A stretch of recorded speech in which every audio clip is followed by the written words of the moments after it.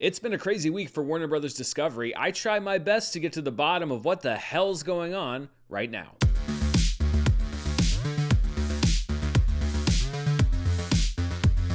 Hello everybody, I'm Dan Murrell here with an update, a history lesson, I don't know what you would call it, about what's been going on with Warner Brothers Discovery. If you haven't seen any of the news this week about DC and Batgirl and HBO Max and everything else, it has been one of the craziest weeks since the so-called streaming wars started, and it seems like every time there's a nutso streaming story, it always has to do with HBO Max. I feel a little bit like Professor McGonagall talking to Harry, Ron, and Hermione. Why is it when something happens, it is always you three? That clip, by the way, is from the Harry Potter franchise, which is intermittently available on HBO Max. So let's try to dig into what exactly has been going on. It's going to be a little bit of a history lesson as to how we got there. A lot about David Zaslav, which is a name that you may not have heard before this week, but who has been very intimately involved in everything that's been going on at Warner Brothers Discovery and with HBO Max. Why these moves have been made and what the future might look like for HBO, HBO Max, DC, Warner Brothers Discovery.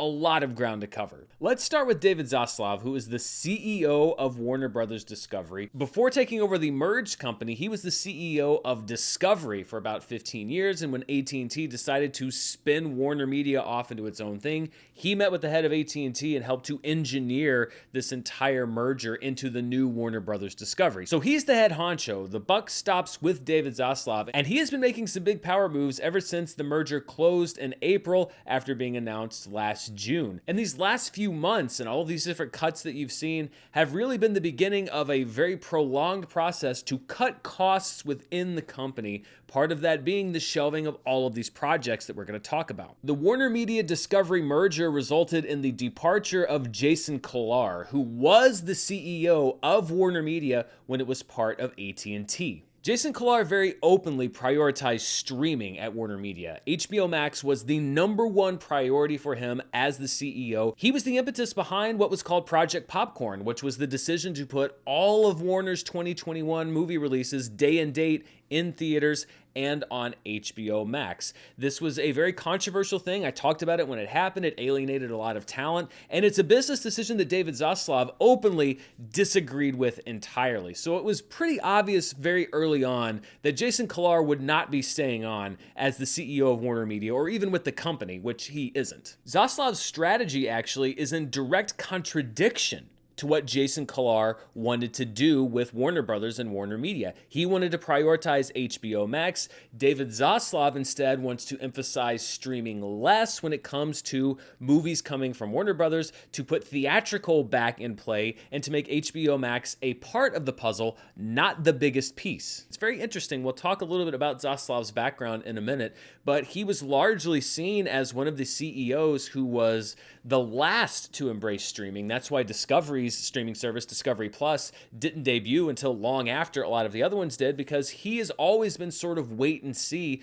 with streaming. So while David Zaslav has been at the forefront at a lot of his previous companies as far as entering new media, streaming has never been something that he has openly embraced, and that seems to be now corporate policy at Warner Brothers Discovery. Shortly after the merger was complete, Warner Brothers Discovery shut down the streaming service CNN Plus a month after it launched. And this was a massive change in direction. Tens of millions of dollars had been spent on CNN Plus, a big splashy rollout. They'd hired journalists, they'd hired everything else. And literally 1 month after it began, after this merger closed, they cut the company off literally overnight and said, "You are no longer a streaming service, goodbye." This was the first huge move in a series of huge moves. Shortly after that, the company halted development of all scripted shows on TBS and TNT, which are subsidiaries of Warner Media or now Warner Brothers Discovery, and that resulted in situations like season 2 of Nasim Pedrad's sitcom Chad being delayed just days before that second season premiere, and then being canceled and shelved altogether literally on the day it was supposed to air. Imagine working on a project, working on a TV show that's already delayed, and then the day it's supposed to air, you get yanked from the airwaves. Now, unlike some of these other projects, Warner Brothers Discovery has said that they are going to try to find a new home for the show Chad and for Chad Season 2. But as of right now, it is a completed season of a TV show that has nowhere to be shown. Another show from Damon Wayans called Kill the Orange-Faced Bear was canceled a week before production was supposed to start, which means that the cast was there, the scripts had been written, the crew had been hired, the sets probably were built. Literally, cameras were going to roll in 5 to 7 days, and they said, everybody go home. A reality show called The Big D was pulled weeks before its premiere after ad money had already been spent, and a J.J. Abrams show that had been in development for years called Dimimond was pulled. Apparently the budget for the show was going to be around $200 million. It was part of an overarching deal that J.J. Abrams and Bad Robot had with HBO and with Warner, and they basically said, well, I don't care how long you've been developing it, we're not going to invest that money in your project anymore. And it brings up a very interesting question, and it's one that actually was brought up when those movies were put day and date into theatrical, which is artist relationships. From the very beginning, when he took over as CEO, David Zaslav has sent a very clear message to the creatives that are working at Warner Brothers, which is that no project there right now, whether you are in pre-production, production, post-production, whether your project is finished, is safe. You can and will be yanked with zero notice, and people may never see what you've spent days, weeks, or months developing. So who is David Zaslav? Well, he began his career as a lawyer, and in the late 1980s, he went to work with NBC and was critical in their entry into the world of cable television. And this was very uncommon for the time. Back in the 80s and 90s, there was broadcast TV and there was cable TV, and they were kind of the antithesis of each other. And what David Zaslav basically said was, well, no, I'm going to work for NBC, and we're going to have shows on broadcast and cable. So channels like CNBC and MSNBC. He kind of led the forefront for getting those channels on the air. And then later into the 90s and early 2000s, he was the head of all of NBC's cable enterprises, which included channels like Bravo and USA. Zaslav left NBC in 2006 to become the CEO at Discovery, and he guided them to explosive growth. He actually was ahead of the curve in many ways back in 2008 when he declared that Discovery was a content company, not a cable company. Content, of course, now the word that's being thrown around for everything: movies, TV shows, podcasts. It's all content. Zaslav launched new networks, including the Oprah Winfrey Network, and then back in 2018, Discovery acquired Scripps, which owned networks like TLC, HGTV, the Food Network. And the acquisition of Scripps was a content buy. It was basically to build this enormous library with an eye toward the launch of what we eventually got to see as Discovery Plus. The same year that Zaslav and Discovery acquired Scripps in 2018, AT&T acquired Time Warner and created Warner Media. But less than 3 years later,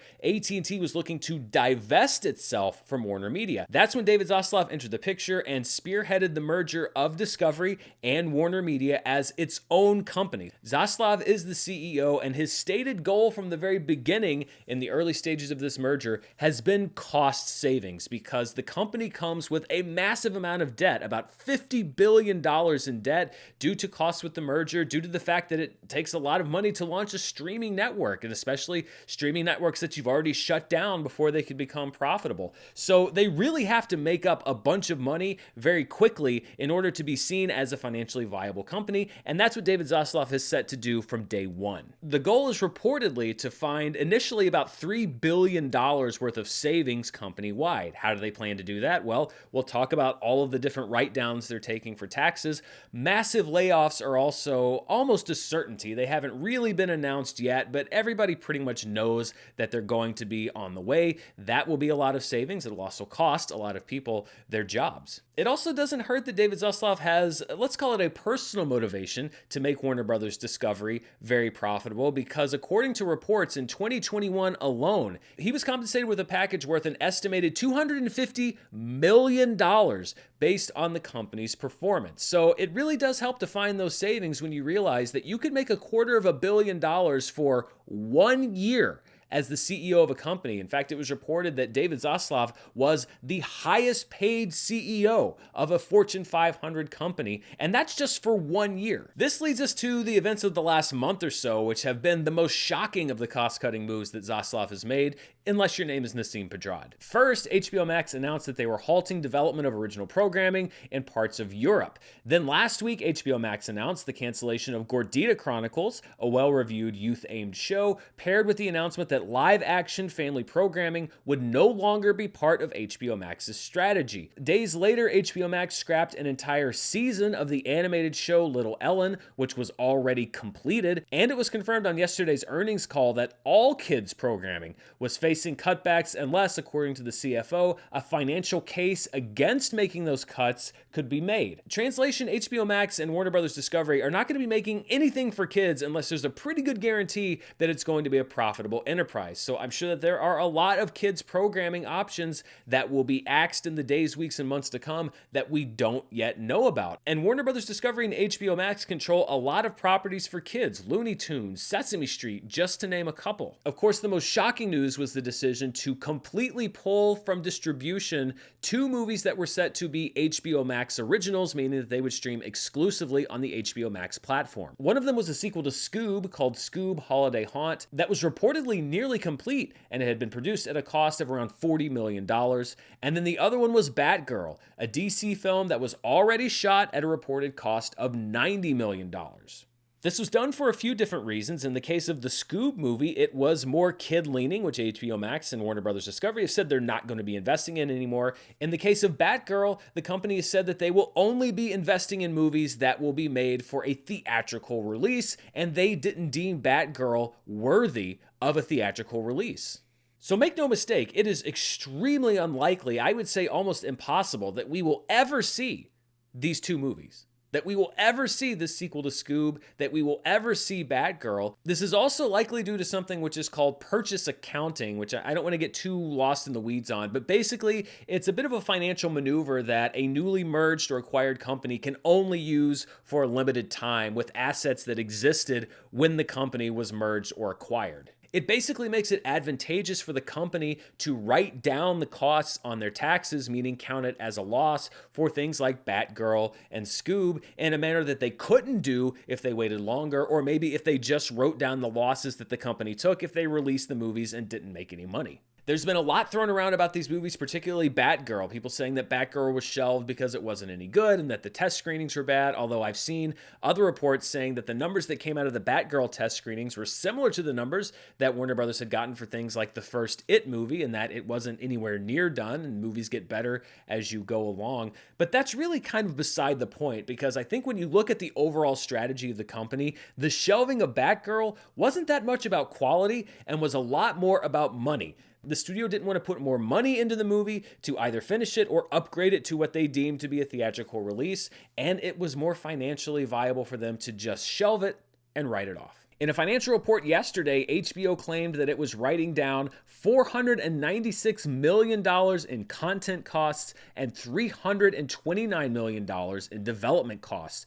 And that is reportedly unlikely to include Batgirl or Scoob, which will be written down for tax purposes next quarter. And the scary thing, if you are not only an artist and somebody who's made a movie for HBO Max or for HBO, but also if you're a subscriber like I am, there's no guarantee that the movies or TV shows that you've already done for HBO Max or HBO will stay on the streaming service. Now, there are always movies that rotate in and off of streaming services, but those are usually licensed films, like the Harry Potter movies, which use the Flu Network on and off of Peacock and HBO Max, what seems like every other month. Generally, if it's a movie that's made directly for HBO Max or for HBO, it lives on the service because that's who fronted the cost. You're not licensing out to anybody. You made the show. You made the movies. However, people have noticed in the last several days that even some of those are beginning to disappear. I did a deep dive, and here are just some of the things that I found that have now disappeared recently from HBO and HBO Max.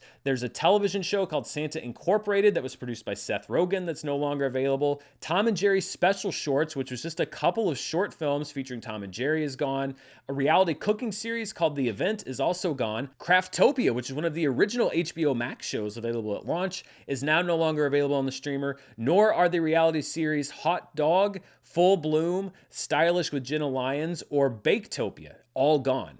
I mentioned before that HBO Max halted development in a lot of European countries. That also means that several shows from those countries that were available on HBO Max recently are now also gone. A Danish series named Kamikaze is gone, as is a series from Hungary called The Informant. A Romanian series called Rux is gone, as are Swedish programs Lust and Bear Town. The Norway series Beforeigners is gone, and 2 documentaries, The Balcony Movie and The Herd, also from these European countries, are gone as well. I think the most disturbing thing is that there are 6 HBO Max original movies that were released in, I think, 2020 and 2021. I think maybe even one of them in 2022, featuring big names that are gone from the service and were taken with no announcement. An American Pickle starring Seth Rogen, who also was in the Santa Incorporated series that was pulled, Charm City Kings, which came out of the Sundance Film Festival, Robert Zemeckis' remake of The Witches starring Anne Hathaway, Superintelligent starring Melissa McCarthy, Locked Down, which also starred Anne Hathaway, and the youth romance Moonshot, all pulled from HBO Max. And it's not just HBO Max originals, there are also some legacy HBO programming, stuff that existed before there was a Warner Media when it was just HBO, that are now gone. Vinyl, which was a 2016 series produced by Martin Scorsese, is gone, as is a 2018 Alan Ball produced series called Here and Now. A 2015 series starring Tim Robbins and Jack Black called The Brink is gone, as is a 2018 series co-created by Lena Dunham called Camping. Julia Davis, the other co-creator on Camping, has another show from 2018 that's pulled called Sally Forever. A show called Mrs. Fletcher starring Kathryn Hahn from 2017 is gone, as is another show from 2020 called Run starring Donald Gleason and Merritt Weaver. And this doesn't count the TBS and TNT programming that's been pulled from the streaming service, and the stuff that I didn't notice, and the stuff that's probably still to come. As to why this is happening, the speculation is that there is talent involved with these shows and movies that require some kind of a payment while the show or movie is on the streaming service. And so HBO and Warner Brothers Discovery have basically said, fine, we'll take you off the streaming service and then we don't have to pay you anymore. This is why I will never apologize or be ashamed of my love of physical media. I feel with streaming kind of like Frankie Pantangeli with Hyman Roth in The Godfather Part 2, which is that I respect streaming services, I do business with streaming services, but I don't trust streaming services. And this is a great example why. No matter how entrenched a movie or TV show seems to be on a streaming service, all it takes is a change of direction at the top, a change of CEO, a merger or an acquisition, and that movie and TV show could be gone. Maybe it goes to a different streaming service, or maybe like some of the movies and TV shows here, they're just not available anymore, not available to stream anywhere. They disappear. So what does the future look like for HBO, HBO Max, Warner Brothers Discovery, and properties like the DC Universe? It wasn't all bad news. There were some worries that people had this past week that did not come to pass. One of them was that they thought that HBO Max was going to be jettisoned entirely in favor of Discovery Plus. David Zaslav has said it's actually the opposite. The company is very committed to HBO Max and the HBO brand. He claimed that spending would continue on that brand and that the chief content officer of HBO Max, Casey Bloys, has been contracted to remain with the company for at least 5 years and hopefully longer. There will be a combined streaming service that launches next summer with a name TBD. The company says it may also offer a free ad-supported version, but I think these could also be tricky waters to navigate because HBO Max is generally well-liked in the streaming world. There was actually a survey that went out earlier this year that said that consumers were most satisfied with HBO Max over all of the other streaming services and most likely to keep it over all the other streaming services. So if you're going to go in and make changes, you also have to be very careful not to upset the customers you already have. If you start pulling content off the service, if you start adding a bunch of other things that existing HBO Max customers don't want, or if you do things like change the design or make things difficult to navigate, you risk upsetting an already satisfied customer base. One thing that the company has rightfully taken flack for are some of the materials that it prepared for an earnings call, which is where they shared so much of this information just a couple days ago. There was one that you may have seen being passed around on the internet where they were contrasting HBO Max's streaming service versus Discovery Plus's streaming service. And on this slide, each one of them is given a complementary factor. For example, it said that HBO Max has a male skew, whereas Discovery has a female skew. HBO Max is lean-in programming, and Discovery Plus is lean-back programming. And that HBO Max is the home of fandoms, and Discovery is the home of genre-dums, whatever that means. Warner Brothers Discovery's been getting roasted for this, and rightfully so, because this is corporate garbage. Nothing actually makes me lose faith in a company more than seeing stuff like this, because I've worked for my share of companies of varying size over the years. I'm independent now, but I have been in so many meetings and seen slides like this, and this is all corporate nonsense. I mean, people get paid a lot of money to come up with this kind of stuff to make people think that you know what you're talking about, but this is garbage. When you look at this stuff, it doesn't make sense. It's literally someone was given a directive to say, we have to contrast our networks, so come up with very complementary things that sound good, but also make it seem like these two things offer completely different programming, which they do, but these differences are so stupid. It is a puppet show that all these corporations do, where they pretend like all of these buzzwords mean something, and then the investors pretend like they know what they're talking about by using them, when nobody knows what the hell they're doing or what the hell they're talking about, and everything could change in a matter of 6 months or so. I've been, like I said, at companies where we had a full strategy for everything that we were going to do, and then there's a change, and all of a sudden that strategy gets thrown out the window. It's very disconcerting, it's very confusing, it's very discouraging, and yet companies feel like they always have to put out this aura of being completely in charge, and we're the ones that know what the future actually holds. Nobody knows what the future holds, and dumb slides like this really annoy me, because it says that this company that actually does have control over a fair number of things that I care about creatively as a fan, as somebody who watches television and watches movies, is running this whole thing by the same dumb corporate rules that have sunk as many companies as they've saved. So yes, you should roast Warner Brothers Discovery for this stupid slide, not even for the content of it, which is stupid, but for the idea of it, which is stupid. When we look at Warner Brothers, the studio, and their movie offerings particularly, they're pretty much undoing their entire strategy of the last year and a half. Obviously, the day and date stuff, as far as releasing on HBO Max, is completely gone and is never going to come back. But something that actually developed in the last day or two, about day and a half, is that 45-day theatrical window. Remember, during the pandemic, a lot of studios kind of negotiated with the different theater chains a 45-day window, meaning that movies would play in theaters for 45 days and then go to streamers for 45 days. And that's kind of become the industry standard, but it looks like HBO Max is looking to dismantle even that. A Decider report citing a WB source says that the company will now determine which movies premiere on HBO Max after 45 days on a case-by-case basis. For example, Baz Luhrmann's Elvis, which was due to make its debut on HBO Max this upcoming week because it had been in theaters for 45 days, will become available for premium video on demand rentals, but will not become available for HBO Max subscribers. And this is another thing where you're playing a very tricky game, because you are, yes, adding value to the theatrical run of a movie, but you're also, by definition, kind of devaluing HBO Max, because you could have a subscriber that says like, well, I was only there because I could get the Batman after 45 days, which it was on HBO Max after 45 days, or Fantastic Beasts, etc. Now, if you're going to start selecting movies to hold back, maybe I'm not going to subscribe to HBO Max. This is the thing. Everybody acts like they know exactly what's going to happen. There are so many variables to this, because yes, you add value to this part of the company, but you're taking value from that part of the company, and nobody knows if you've got the balance right until you actually do it. When it comes to the current DC slate of films, meaning the ones that are scheduled to hit theaters, Zaslav says that the studio has seen The Flash, has seen Black Adam, has seen Shazam! Fury of the Gods. They believe in those movies, and that's kind of been the buzzword. They did not believe in Batgirl, and Zaslav says that they're not going to release a movie that they don't believe in, but apparently the studio is happy with those 3 films, so they are still scheduled to come out theatrically. We'll see if they stick to their release dates. But Zaslav also said on the call that there has been a reset in strategy for DC, and that the studio is looking at establishing a 10-year plan under the model that Disney established with Kevin Feige as the head of Marvel.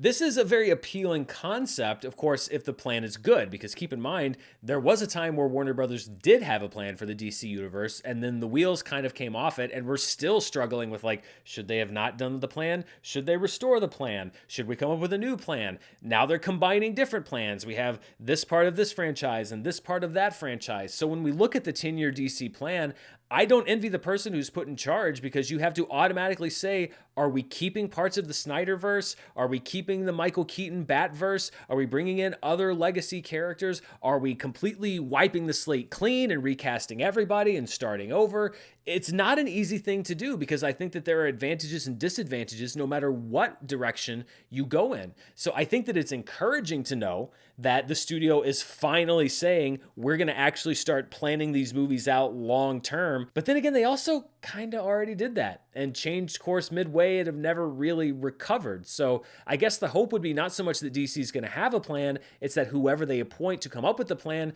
comes up with one that works. Overall, this is a company that's got a lot of work to do. I mentioned that it's about $50 billion in debt due to inherited costs. On their earnings call, they said they lost about $3 billion in the previous quarter alone due to the cost of doing the merger and the investments in streaming. That was more than a lot of investors and Wall Street analysts had expected. The stock lost about 15% of its value following that earnings call. So this is not a company that's really been given a lot of runway to try to tinker with things and make it work. This is very results-oriented at this part, and David Zaslav seems like a very results-oriented CEO. He's not going to sit back and give things time. He's going to go through and ruthlessly cut things that he doesn't believe in, doesn't have faith in, or that he doesn't think are going to make money. This is the new normal, sadly, when it comes to entertainment, and it has been in varying ways, but more and more as these companies merge and become bigger and bigger, success and failure isn't measured by what the fans like or what the critics like or the box office even on a lot of movies.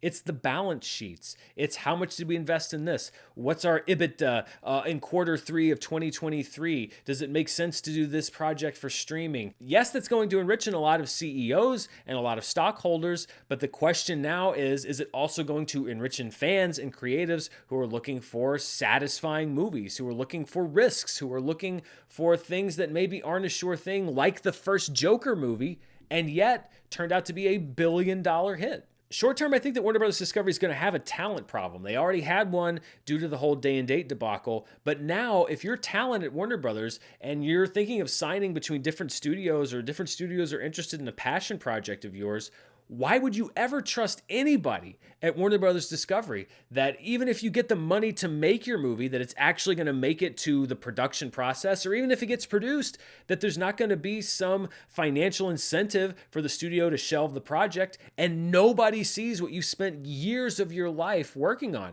So they're going to have to do a lot to really, really assure creators that this isn't going to happen to them. But I also think that there's a lot of people whose relationships with Warner Brothers are going to be permanently damaged. This is also a big part of what we've seen, particularly this year, which is the contraction of the streaming bubble. Netflix is scaling back dramatically their investment.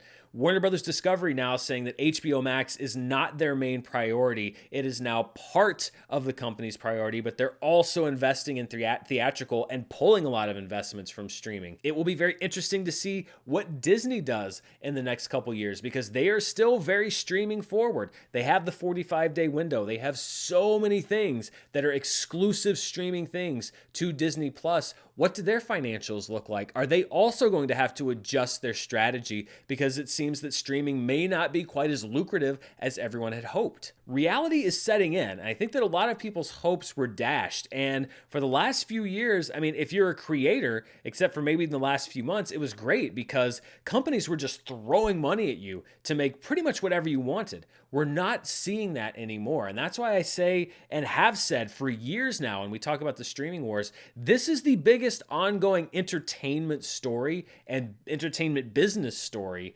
in several generations, because this is a complete sea change in how people consume things. And the thinking was last year and in 2020 that the future was pretty much exclusively streaming by a lot of people. But now it looks like movie theaters may actually have their place. And so now we're bringing them back into the fold. This idea that we were going to find a new normal in a year or two or even 5 years is being dismantled in front of our eyes. Unfortunately, what we're seeing now, we had the boom years. Now we're seeing the growing pain years. And that means that a lot of people are going to be hurt by what's about to happen. A lot of jobs are going to be lost. A lot of projects are going to be canceled. And a lot of people are going to pay for the speculative things that corporations and CEOs have been doing that are now trickling down to the people that are really just there to make things that they're passionate about. So this was a very compact version in the last week or so, and really when you look at the tea leaves the last few months with Warner Brothers Discovery about where we're going. And this is not going to be the last week of big news, certainly not with Warner Brothers Discovery, and probably not with the other streamers as well. But we are now officially in what I would say is phase 2 or perhaps phase 3 of these streaming wars, where the speculation is done and now it's about reality. So that was a bit of an exploration into what's been going on. I hope I was able to illuminate some dark corners that perhaps you had questions about. If there's anything else that you want to know, let me know down in the comment section. I can try to answer those questions either directly or in a future video. What did you think about all these moves with Warner Brothers Discovery? Are you sad that we'll never see the Batgirl movie? Were you really crossing your fingers and waiting for that second Scoob movie? Let me know down in the comments below. As always, thanks so much for watching. I also do stuff over on Patreon at patreon.com/Dan Murrell, and I do my box office show, Charts with Dan, every single week, where I break down the box office, which is now going to be an even bigger part of the business picture for Warner Brothers. I really appreciate your time. Until next time, stay safe, and I'll see you then. Bye.